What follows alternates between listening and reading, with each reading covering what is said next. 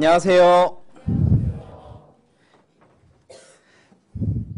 비도 오고 오기 힘들었을 텐데 오신 여러분들 대단해요. 뭐하러 왔어요? 공부하러 왔어요? 여러분하고 그래도 조금은 의미 있는 시간을 같이 만들어 봤으면 좋겠습니다. 오늘 배우는 내용이 여러분들이 학생으로서 신앙생활 하는데 조금이라도 더 도움이 되었으면 하는 바람이 되게 많습니다. 같이 기도하고 시작하겠습니다. 기도하겠습니다. 하나님 감사합니다. 저희를 주님의 그 큰 사랑으로 구원하여 주시고 이렇게 학생 때 하나님을 알게 해주셔서 감사합니다. 오늘도 하나님의 말씀을 배우고자 또 교제하고자 교회로 올 수 있게 도와주셔서 감사합니다. 하나님의 자녀로서 천국에 갈 하나님의 사람으로서 어떻게 살아야 될지 더 알기 원합니다. 집에서는 어떻게 살아야 할지, 학교에서는 또 어떤 모습으로 살며 공부해야 할지, 교회에 당해 와서는 또 어떻게 해야 할지 하나님 가르쳐 주시고 도와주십시오. 오늘 이 시간 우리가 하나님의 자녀답게 사는 방법을 더 알 수 있도록 도와주십시오. 처음부터 끝까지 하나님께 부탁드리며 예수님의 이름으로 기도드립니다. 아멘. 자, 우리 말씀 하나 먼저 찾겠습니다. 말씀 열왕기상 3장. 열왕기상 3장.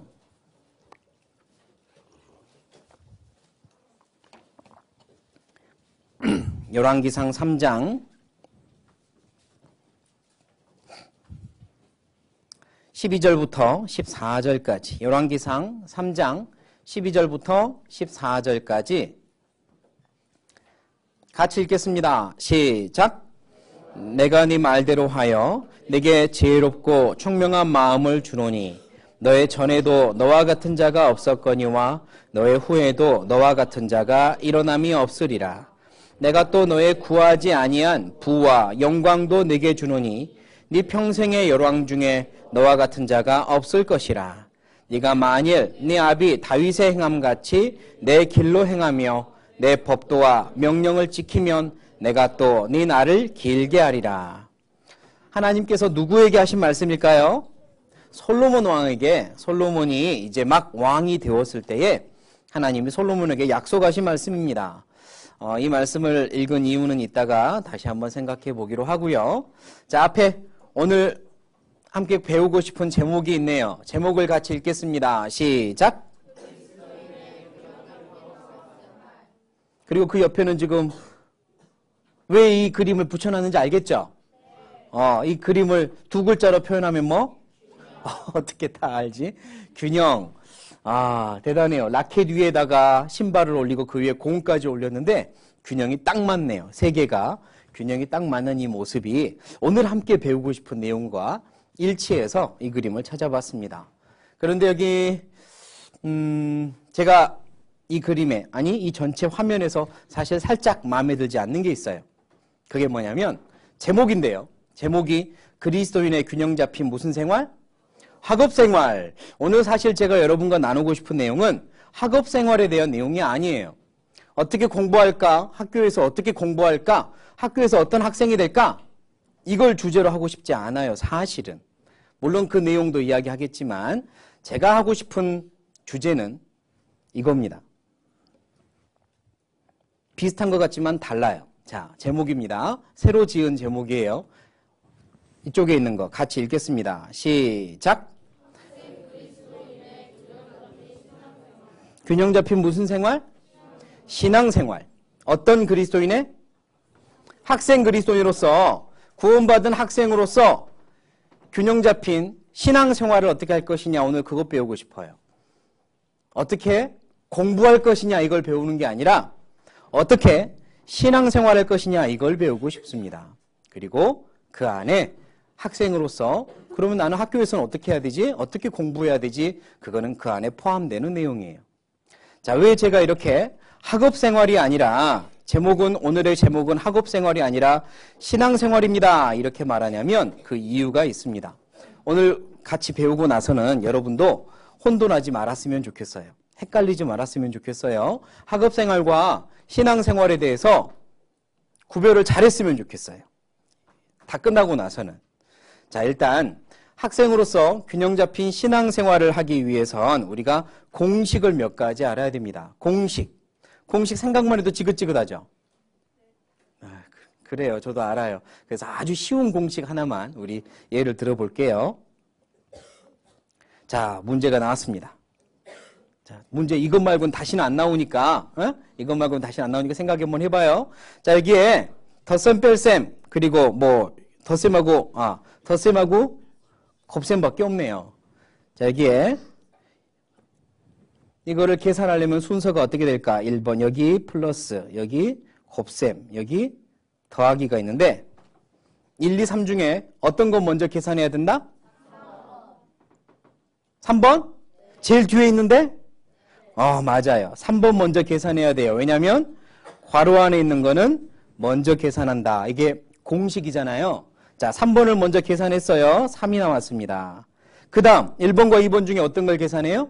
2번. 그 다음 덧셈 뺄셈보다는 곱셈과 나누기를 먼저 한다 해서 4, 3, 12가 나오고 더해서 15가 나온 거죠. 자, 이렇게 공식을 알아야만 푸는 거예요. 공식을 모르면 먼저 3 더하기 4, 7부터 계산할 수 있다고. 공식을 모르면. 그렇죠? 공식을 알면 이것부터 해야 되는구나. 어떤 게 1번으로 하는 거구나. 우선순위를 알 수 있잖아요. 공식을 알아야 돼요. 신앙생활에도 두 글자로 무엇이 있다? 소리 작아요. 두 글자로 뭐가 있다? 공식이 있어요. 신앙생활에도 공식이 있어요. 학생으로서 학교에 다니면서 또 신앙생활하면서 공식이 있어요. 공식을 반드시 알아야 돼요. 그 공식 몇 가지를 함께 알아보려고 합니다. 자, 첫 번째 공식입니다. 공식 1번 같이 읽겠습니다. 시작! 학업생활은 신앙생활의 무엇이다? 일부이다. 학업생활은 신앙생활의 일부이다. 무슨 이야기냐면 자, 여기 신앙생활과 학업생활 두 개를 네모 안에 넣어놨습니다. 자, 두 개는 1번 서로 같다. 서로 같을까요? 2번 신앙생활이 더 크다. 3번 학업생활이 더 크다. 여러분은 뭐인 것 같아요? 2번? 자, 신앙생활과 학업생활은 다릅니다. 다른데 어떻게 다르냐면 이렇게 달라요. 자, 우리는 학생으로서 세 가지를 주로 생활을 해야 돼요. 1번은 무슨 생활? 따라하시죠. 가정생활. 2번은 무슨 생활?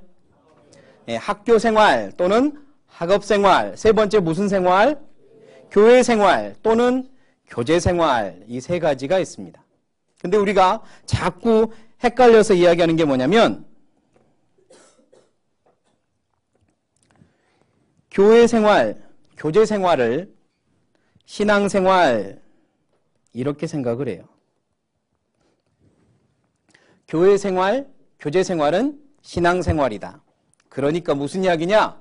교회 잘 나오고 교제 참석 잘하고 봉사 잘하면 그 사람은 뭘 잘하는 사람이라고요? 신앙생활 잘하는 사람이다. 이렇게 생각해요. 집에서 말 안 듣고 집에서 행동 잘 못하고 집에서 엄마 아빠한테 손가락질 받고 학교 가서 성적은 엄청 좋아요. 성적은 좋아요. 항상 1, 2등이에요.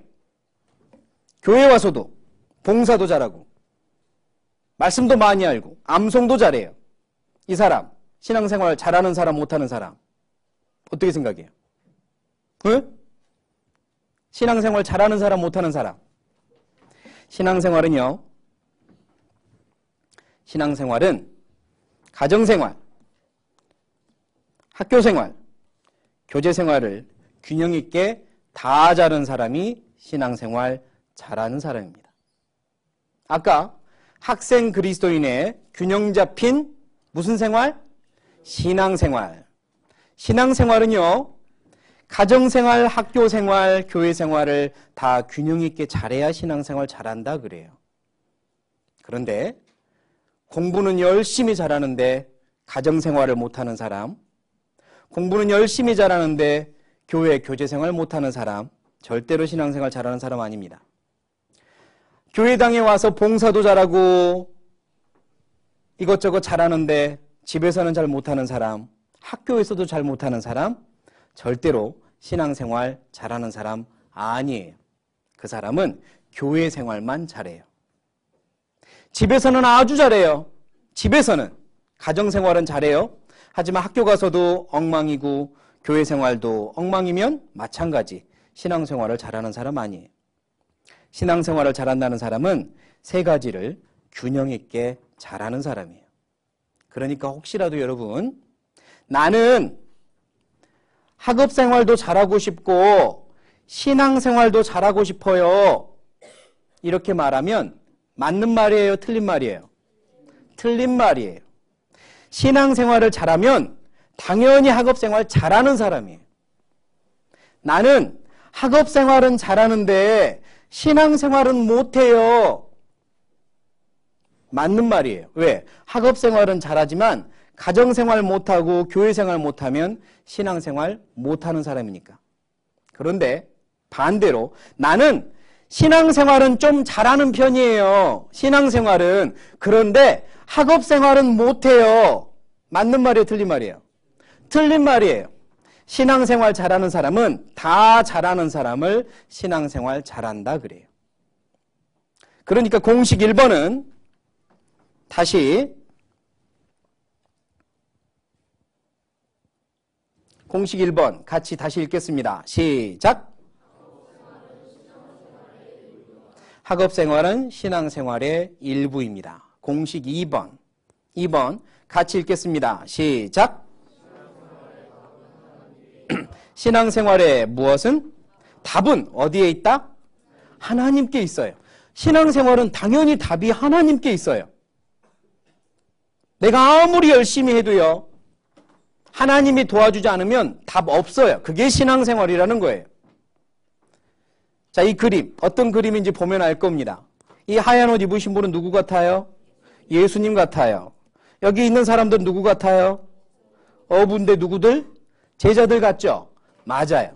성경에 예수님이 제자들을 만날 때 2번이나, 처음 만날 때는 그들이 고기 잡고 있을 때 깊은 데 가서 그물을 내려라, 그들이 고기를 한 마리도 못 잡았거든요.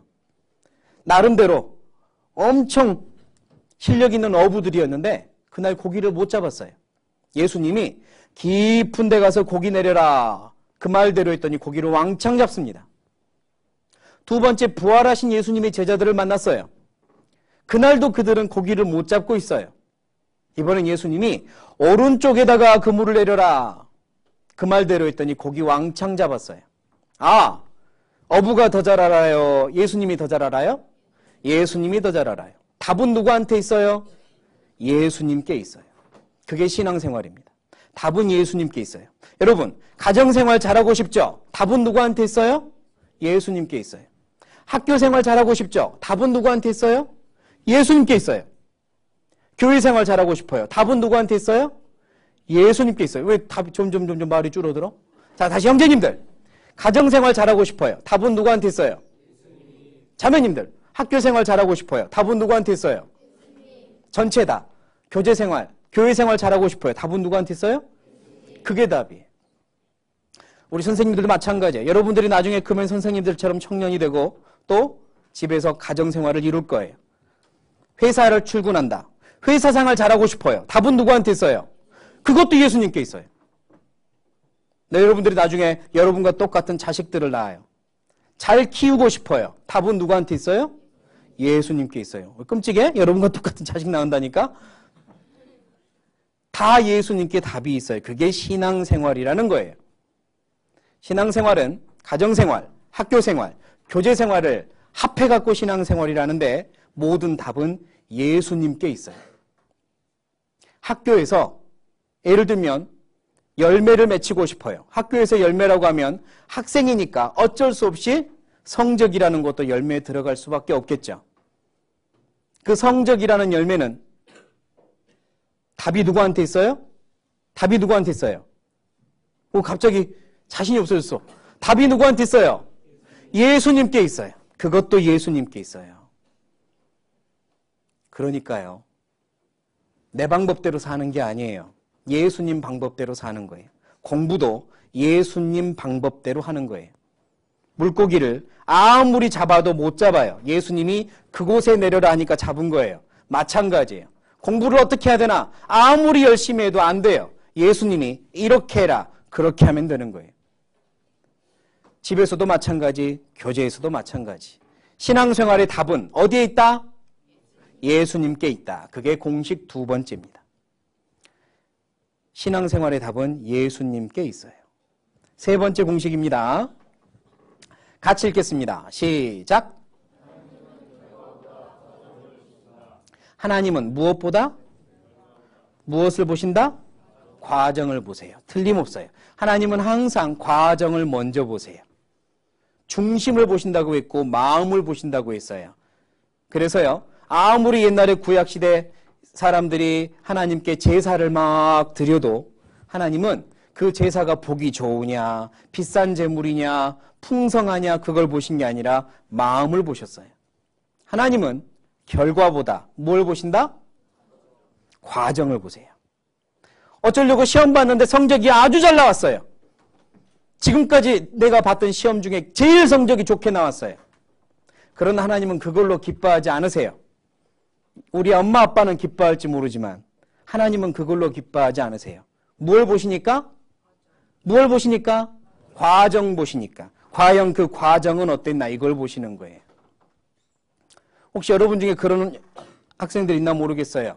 나는 공부 안 해도 성적 잘 나오는 학생들 있어요? 우리 반에는 있죠. 똑같이 노는데 걔는 시험 보면 성적 잘 나와. 부럽죠? 근데 하나님은요. 그런 사람 기뻐하지 않으세요. 왜? 과정을 하나님은 보시거든요. 과정 보세요. 그러니까 내가 중요하게 생각해야 되는 거는 결과예요? 과정이에요? 과정이에요. 과정을 중요하게 생각하세요. 왜? 하나님도 과정을 중요하게 생각하세요. 예를 들어보죠. 자, 현재 나는 신앙생활을 잘하고 있나 생각해 보세요. 현재의 나는 신앙생활을 잘하고 있나? 1번, 가정생활도 잘해야 돼요. 2번, 학교생활도 잘해야 돼요. 3번, 교회 교제생활도 잘해야 돼요. 이걸 세 개를 다 잘할 때 균형 있게 신앙생활을 잘하는 거예요. 잘하고 있나 생각해 보세요. 나는 잘하고 있나? 하나님이 원하시는 건 신앙생활이에요. 여러분의 성적이 아니라. 신앙생활 잘하고 있나? 그런데 이제 뭐 고3이 되었거나 아니면 시험을 앞두거나 그래서요. 세 개를 균형 있게 잘해야 되는데 자, 무엇을 내가 조금 희생을 할까 하다 보니 자연스럽게 교회 교제 생활을 희생을 해요. 교제 나가는 것 좀 빼먹고 이것저것 시간 줄여서 교제 나가는 거 빼먹고 학교 공부를 더 했어요. 그랬더니 성적이 올랐어요. 결과가 좋았습니다. 하나님 기뻐하실까요? 안 기뻐하실까요? 왜요? 뭘 보시니까? 과정을 보시니까. 과정 보시니까. 이건 하나님이 기뻐하시는 방법이 아니에요. 그럼 뭡니까? 아까 모든 신앙생활의 답은 누구한테 있다? 예수님께 하나님께 있는 거예요. 하나님의 방법대로 해서 결과까지 나올 수 있어요. 그렇게 해야 하나님이 기뻐하시는 거예요. 그러니까요. 결과를 너무 신경 쓰지 마세요. 내가 과정에 열심히 하고 있다. 그러면 하나님은 그걸로 기뻐하시고 만족하세요. 그리고 틀림없이 하나님이 여러분을 여러 가지 방법으로 아주 예쁘게 사용해 주실 거예요. 결과만 바라보지 마세요. 그런 사람은요. 행여나 결과가 어떤 이유로든 갑자기 안 좋아지면 혼자 낭망하고 절망하고 그래요. 그리고 하나님 원망해요. 결과만 바라보면. 그러나 과정을 바라보는 사람은 결과에 상관없이 내가 이번에 조금 최선을 덜한 것 같아 스스로 반성을 하거나 아니면 내가 나름대로 나는 할 만큼 했어. 괜찮아. 결과에 상관없이 감사할 수 있어요. 그런 사람이 나중에 진짜 하나님이 훌륭하게 사용해 주세요. 그러니까 하나님은 결과를 보신다, 과정을 보신다? 과정을 보세요. 꼭 명심하세요. 그리고 진짜 중요한 공식 네 번째입니다. 같이 읽겠습니다. 시작. 뭐가 중요해요? 성실이 중요해요. 하나님은 성적 좋은 사람 찾는 게 아니에요. 어떤 사람 찾아요? 성실한 사람 찾아요. 성실한 사람을 하나님은 찾고 있어요. 학교 생활 성실하게 하는 사람이 신앙생활 잘할 수 있습니다. 가정생활 성실하게 하고 교회 생활 성실하게 해야 돼요. 따라하겠습니다. 성실. 성실. 이게 제일 중요한 단어예요. 여러분 학생 때는 성실하셔야 돼요. 자, 누구 그림인가 맞춰보세요. 누군 것 같아요? 누구? 다윗. 딱 봐도 다윗이죠. 다윗. 우리 비슷한 나이대에 그는 목동으로 보내졌어요. 공부시킨 게 아닌 것 같아요. 엄마 아빠가. 그죠? 목동으로 보냈잖아요. 근데 그 목동으로 보낸 곳이요. 안전한 곳이에요? 위험한 곳이에요? 위험한 곳이에요. 엄마 아빠가 다윗을 미워했나 이런 생각이 들 정도로 사자와 곰이 나오는 그런 곳에 다윗을 보냈어요. 근데 다윗은 어떻게 했어요? 성실했어요. 그 자리에서 다윗은 성실히 자기 일을 했어요. 그랬더니 하나님이 다윗의 그 모습을 보시고 나중에 하나님이 다윗을 무엇으로 삼으셨어요? 왕으로 삼으셨잖아요. 목동이 왕이 됐어요. 그런 역사는 우리나라 역사에도 없어요. 목동이 왕이 됐어요. 세계 역사에도 그런 역사 찾아보기 힘들어요. 그러나 다윗이란 목동은 나중에 왕이 됩니다. 이유는 뭐냐? 성실했기 때문이에요. 자기에게 맡겨진 곳에서 원망하고 불평하지 않고 성실했어요. 이게 중요해요. 다윗이요, 나중에 목동에서 사울 왕이 다윗을 불러서 군인이 됩니다. 군인이 됐을 때 다윗은 어떻게 했느냐? 자, 이번에는 어떻게 했어요? 똑같이 두 글자로 뭐 했어요? 성실했어요. 곰을 물리쳤듯 똑같이 골리앗도 물리쳐요. 자기가 군인이기 때문에 자기 맡겨진 일에 최선을 다해요. 뒤로 물러서지 않습니다.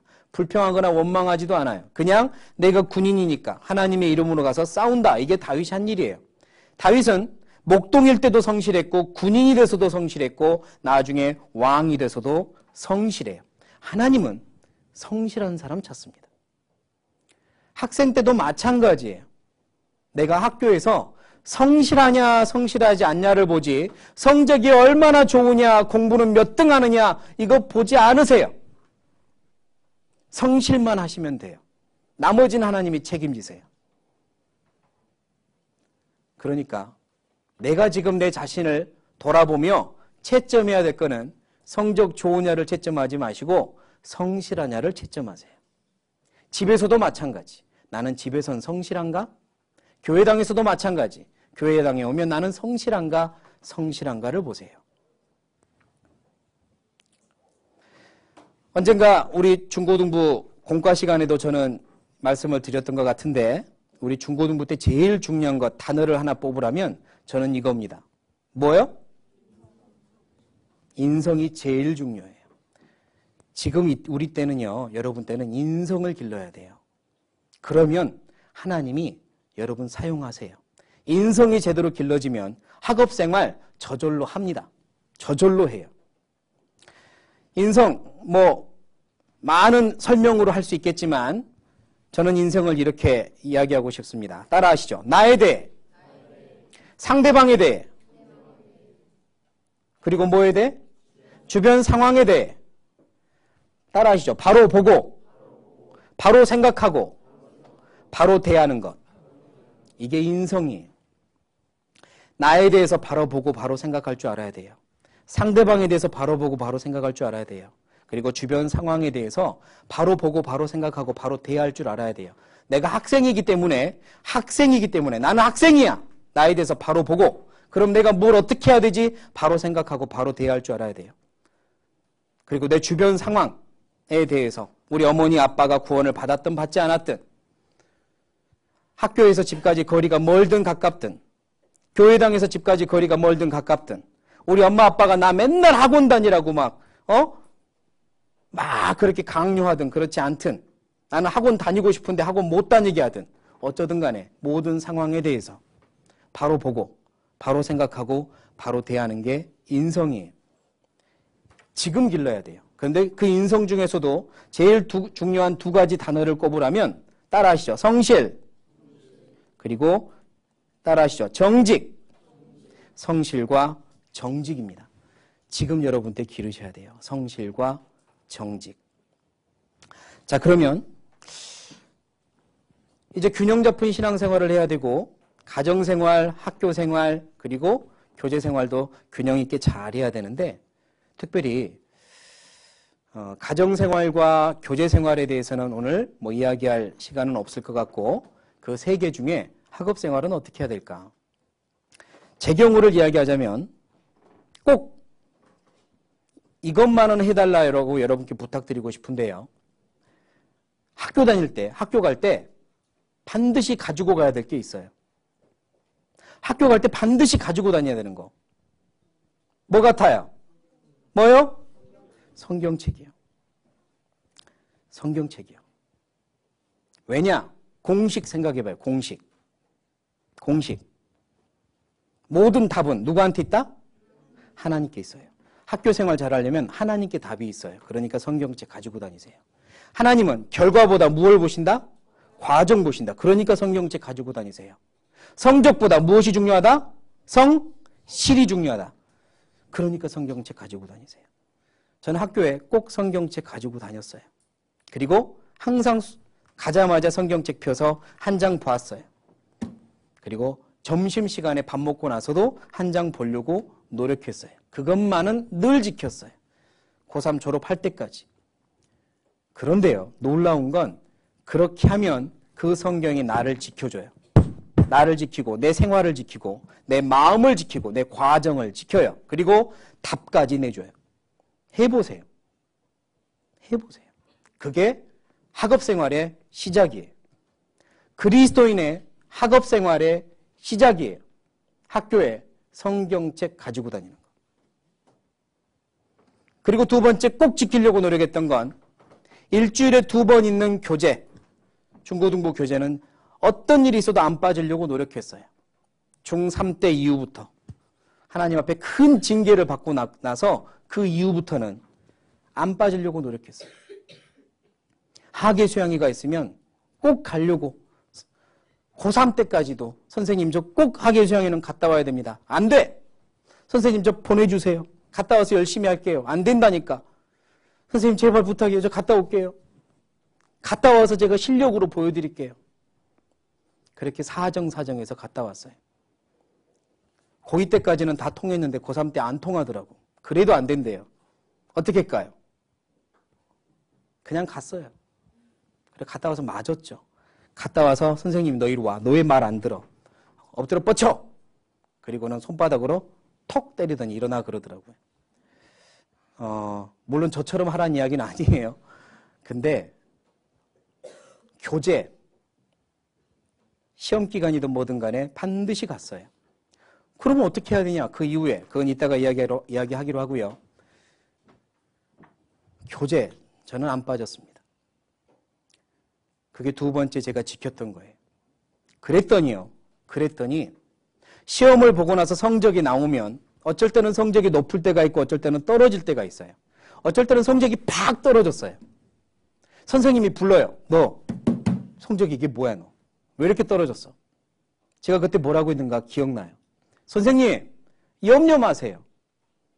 뭐라고? 선생님 걱정하지 마세요. 야 임마 나 걱정된다. 선생님 제가 어깨 두드려 드리면 선생님 걱정 마세요. 다 잘 될 거예요. 어디서 나온 자신감인지 모르지만 왜냐? 나는 과정에 대해서 부끄럽지 않았거든요. 성적은 나한테 중요한 게 아니었어요. 과정을 내가 열심히 했다는 나름대로의 자신감이 있었어요. 그러니까 선생님 염려 마세요. 다 잘 될 거예요. 그럴 수 있었습니다. 때로는 성적이 안 나오거나 그러면 내가 과연 열심히 했나? 돌아보기도 하고 학교 생활을 열심히 했나 뿐만 아니라 가정 생활을 내가 열심히 했나? 교제 생활은 열심히 했나? 다 돌아봤죠. 왜? 그게 신앙생활이니까. 신앙생활을 과정을 열심히 하면 나머지는 하나님께 맡길 수 있어요. 그래서 제 기억에는 슬럼프가 없었어요. 중학교 3학년 때부터 고3 때까지 슬럼프라는 게 없었어요. 남들은 막 어떻게 해야 될지 모르겠다고 갑자기 우울해지고 침륜에 빠지고 그런 친구들이 꽤 많았는데 저나 제 주변에 있는 형제자매들은 슬럼프가 없었어요. 왜? 그냥 기뻤어요. 하나님 앞에서 열심히 하고 있다고 생각했으니까. 그게 신앙생활이라고 생각합니다. 그게 신앙생활이에요. 한 가지 더 부탁하고 싶은 건 고3 혹시 있나 모르겠다. 고3 있어요? 고3? 예. 고3 때가 되면요. 선생님들이 하는 말 중에 이런 말이 있어요. 1년만 참아. 1년만 참으면 끝이야. 1년만 참으면 돼. 그러면 이제 너희 세상이야. 혹시 고2들은 선생님이 2년만 참으라고 하나요? 2년만 참아. 그럼 다 끝이야.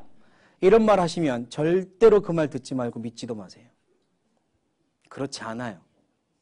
그렇지 않습니다. 그거 잘못 배우는 거예요. 그 말이 진짜인 줄 아는 사람들이 고3 끝나고 나서 당황을 시작해요. 왜? 끝이 아니거든요. 고3 끝나고 나서 대학교로 올라가든 사회로 나가든 더 힘들고 치열한 게 기다리고 있어요. 끝 아니에요. 나는 끝인 줄 알고 만세 불렀는데 끝이 아니에요. 이럴 수가! 이 지긋지긋한 세상이 또 펼쳐지네. 그러고 이제 그때부터 다른 길로 빠져버리는 거예요. 끝인 줄 알았으니까. 틀렸습니다. 고3이 끝나면 그냥 1년 지나간 거예요. 새로운 1년이 시작되는 거예요. 지겹죠? 그렇지 않아요. 신앙생활이에요. 고3 때 신앙생활 재밌게 한 사람이 그 다음 졸업하고도 신앙생활 재밌게 해요. 결국은 고3 때도 신앙이고 졸업하고도 신앙이에요. 그러니까요. 고2가 됐든 고3이 됐든 중3이 됐든 똑같이 신앙생활은 재밌어야 돼요. 그리고 그 시기가 행복해야 돼요. 이따가 이야기하겠지만 혹시라도 엄마가 또는 아빠가 선생님이 왜 공부해야 되는데 이유를 모르겠어요 했더니 대답해 주는 게 행복해지려고 공부하는 거야 이렇게 대답하거든. 듣지 마세요. 틀렸어요. 행복해지려고 공부하는 거야 이 말은 거꾸로 뒤집어 보면 넌 지금 행복하지 않은 거야 이 뜻이에요. 넌 지금 행복하지 않으니까 공부해서 행복해져야 돼 이렇게 대답하는 거라고. 그러니까 틀린 거예요. 지금도 행복해야 돼요. 중1, 중2, 중3, 고3 행복해야 돼요. 왜? 신앙생활하니까. 하나님과 함께 신앙생활하니까. 그렇게 돼야 그 과정이 하나님 앞에 보시기에 예쁘고 아름답고 졸업해도 또 하나님께 쓰임받으며 사는 거예요. 그러니까 제발 이제 3년만 참자 고1들 2년만 참자 고2들 1년만 참자 고3들 그러지 마요. 그냥 내게 주어진 또 하나의 1년이고 열심히 성실하게 살아야 되는 1년이에요. 공부를 내 주어진 학업 생활을 힘들게 생각하면 한없이 힘들지만요.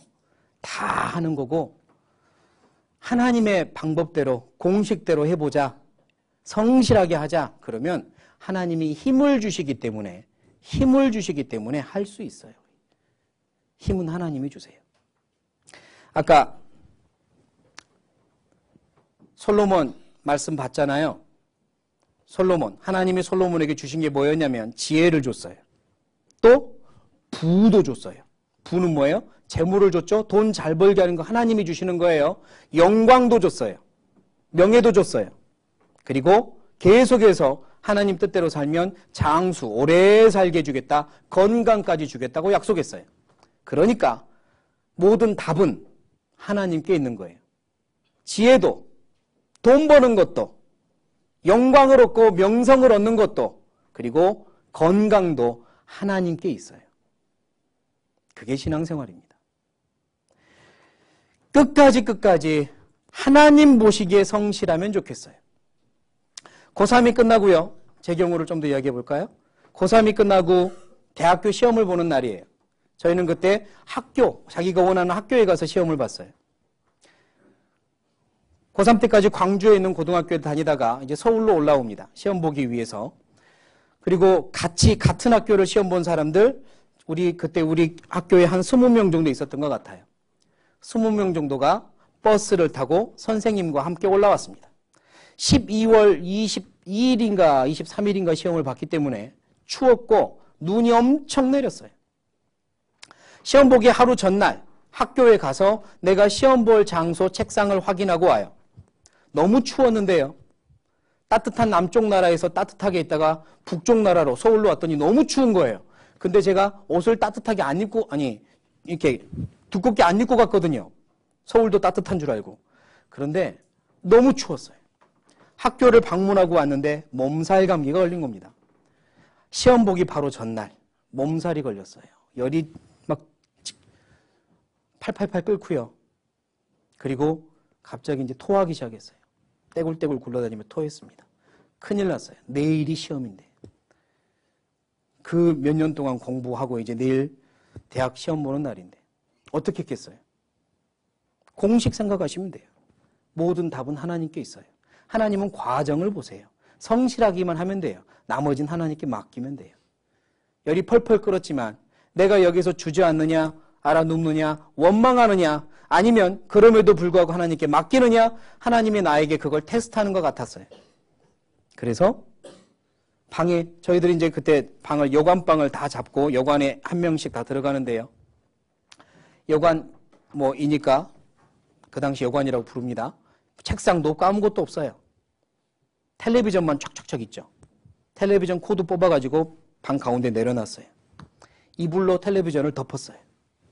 그리고 책상으로 만든 다음에 그 위에 책 올려놓고 보는 척 했어요. 들어올 리가 없죠. 아파 죽겠는데. 머리 하나도 안 들어와요. 그냥 누워서 자면 좋겠어요. 그런데 하나님한테 보여드리고 싶었어요. 하나님, 저 포기하지 않겠습니다. 하는 데까지는 하고 나머지는 맡기겠습니다. 그리고 그냥 책 펴놓고 1시간 이렇게 보다가 기도하고 잤어요. 물론 그 1시간 머릿속에 들어오는 건 하나도 없었겠죠. 배가 아파서 배탈이 나서 화장실도 들락날락 하면서 그러게 잤어요. 하나님, 모든 거 하나님께 맡깁니다. 하나님께서 다 알아서 하실 거라 믿습니다. 다음 날 눈을 떴는데요. 아픈 게 하나도 없는 거예요. 하나도 없어요. 배도 하나도 안 아프고 막 머리에서 막 그 아름다운 새 소리가 들리는 것처럼 그렇게 정신이 맑았어요. 일어났습니다. 그리고 나가서 이제 같이 학교 친구들을 만났는데 이 친구들은 얼굴이 셋 노래요. 다들 긴장해가지고요. 노래요. 다 모여가지고 우리 자 화이팅 한번 하자 하는데요. 저 빼고 19명은 얼굴이 노래가지고 달달달 떨고 있는 거예요. 그리고 막 우황청심원이라고 이런 거 막 먹고 있더라고요. 그리고 저한테도 너 약 먹어 그러더라고. 나 약 먹었어. 무슨 약? 나 신약하고 구약 먹었어. 그랬어요. 그날 아침도 성경 봤거든. 그리고 시험 보러 갔어요. 나머진 하나님이 알아서 하셨고. 저는 제가 열심히 해서 그래서 학교 단번에 붙고 그랬다고 생각하지 않아요. 답은 하나님께 있어요. 내가 할 일은 과정만 최선을 다하면 돼요. 그냥 할 만큼만 하면 돼요. 하나님 그거 보시는 거예요. 떨어지면 어때요? 하나님께 다른 계획이 있으면 틀림없는데. 틀림없이 하나님의 계획이 있는데. 그래서 성실하십시오. 그리고 정직하십시오. 하나님은요, 비전이 강한 사람, 나는 세계 선교를 위해서 한번 쓰임받고 싶어. 강한 사람 쓰는 거 아닙니다. 똑똑한 사람 사용하지도 않아요. 원래부터 재능이 많은 사람, 하나님이 그 사람 지켜보고 있다가 사용하는 것도 아니에요. 하나님은 어떤 사람 지켜보고 어떤 사람 사용하시냐면 성실한 사람 지켜보고 성실한 사람 사용하세요. 그게 답이에요. 그러니까 성실하십시오. 우리가 이 말만 하고 좀 쉽시다. 대한민국 우리 학생들 어떻게 생각해 보면 진짜 불쌍해요. 저도 여러분과 똑같이 국민학교 때부터 고등학교 때까지 같은 공부를 했는데요. 불쌍해요. 하지 않아도 되는 공부를 너무 많이 해요. 외우지 않아도 되는 것들을 너무 많이 외워요. 국사 그렇게까지 외울 필요 없거든요. 그런데 너무 많이 외워요. 그리고 그게 시험에 나오니까 또 외워야 할 수 없이. 외국에 가면 자기 나라 역사 그렇게까지 외우지 않더라고요. 그냥 사건을 하나 놓고 토의하고 토론하더라고요. 여기서 배울 게 뭔지 우리 한번 알아보자 그러더라고요. 근데 한국은 무조건 외워요. 불쌍해요. 어디가 써먹지도 못하는 거. 그런데요, 제가 한 가지 깨달은 게 있어요. 왜 하나님이 우리나라를 통해서 이렇게 복음이 전해지게 하셨을까? 왜 우리나라에서 이렇게 훌륭한 복음의 일꾼들이 계속해서 많이 나오는 걸까? 왜 우리나라의 교회는 여전히 튼튼한 걸까?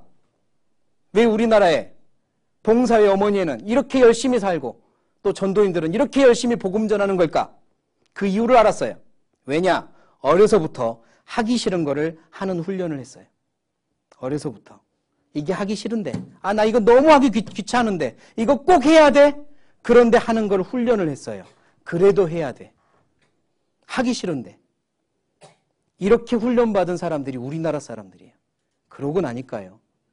하나님을 위해 사는데, 복음을 전하면서 하는데, 때로는 하기 싫은 게 있어요. 때로는 내 마음이 안 맞는 게 있어요. 그런데 훈련받았기 때문에 그걸 해내요. 그래도 해야지. 그래도 해야지. 하기 싫은 걸 하는 습관이 되어 있어요. 그래서 우리나라를 통해 아직도 복음이 전해져요. 여러분들 마찬가지예요. 왜 나는 이렇게 하기 싫은 걸 해야 될까? 왜 나는 이렇게 적성에 맞지 않는 걸 또 해야 될까? 차라리 외국에서 태어났으면 이렇게 힘들게는 공부하지 않았을 텐데. 그런데요, 여러분들 하나님께 훈련받고 있는 거예요. 하기 싫은 것도 해내는 훈련. 성실하게 사는 훈련을 지금 받고 있어요. 그러니까 해보세요. 하는 데까지 해보세요. 100점 맞으라는 이야기 아니에요. 1등 하라는 이야기 아니에요. 그냥 내가 할 수 있는 데까지는 하는 거예요. 그러면 그 성실한 사람을 하나님이 지켜보고 있다가 사용하십니다. 지금까지는요, 공식에 대해서 이야기를 좀 했고, 이제 질의응답을 몇 개 좀 하려고 합니다. 9개의 질문을 이렇게 비슷한 질문들 모아서 9개의 질문을 받았는데요. 예를 들면 내용이 이래요. 그리스도인으로서 공부를 해야 하는 이유가 무엇일까요? 어차피 이 땅의 것들은 다 무익할 뿐더러 휴고도 얼마 남지 않았는데 이걸 어떻게 아는지 모르겠어. 공부하는 게 무슨 소용이 있을까 싶은 마음에 공부에 열정이 안 생기고 나태해집니다. 어떻게 해야 할까요? 이런 질문들에 대해서 같이 한번 생각해보고 답을 찾아보도록 하겠습니다. 9가지 질의응답 시간을 10분 쉬었다가 4시부터 갖겠습니다. 10분 쉬겠습니다.